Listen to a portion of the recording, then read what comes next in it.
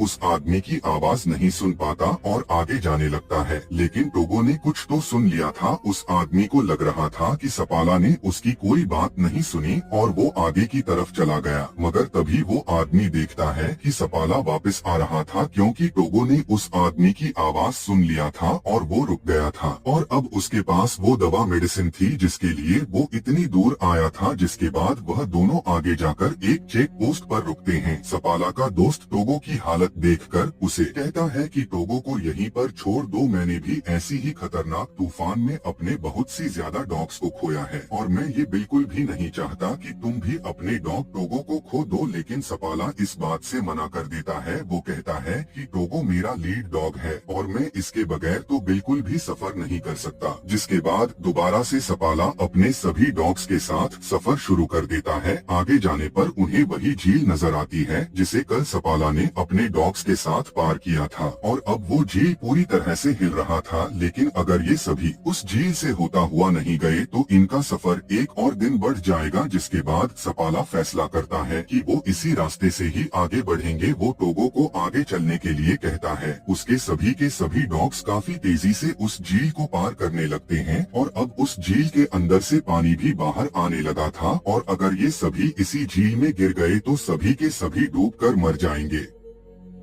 लेकिन सपाला अपने सबसे प्यारा टोगो और उसके बाकी के डॉग्स की वजह से किसी तरह करके काफी स्पीड से झील के किनारे पर आ जाते हैं। लेकिन तभी हम देखते हैं कि जिस टुकड़े से होते हुए ये सभी किनारे तक जा रहे थे वो टुकड़ा जमीन से अलग होकर पानी में जाने लगता है। लेकिन जल्दी से सपाला टोगो को उठाकर किनारे पर फेंक देता है और उससे कहने लगता है कि इस बर्फ के टुकड़े को खींचो। और टोगो ऐसा ही करता है। वो काफी ज्यादा जख्मी भी था लेकिन टोगो हार मानने वालों में से नहीं था। वो काफी जोर लगाते हुए खींचने लगता है और सभी को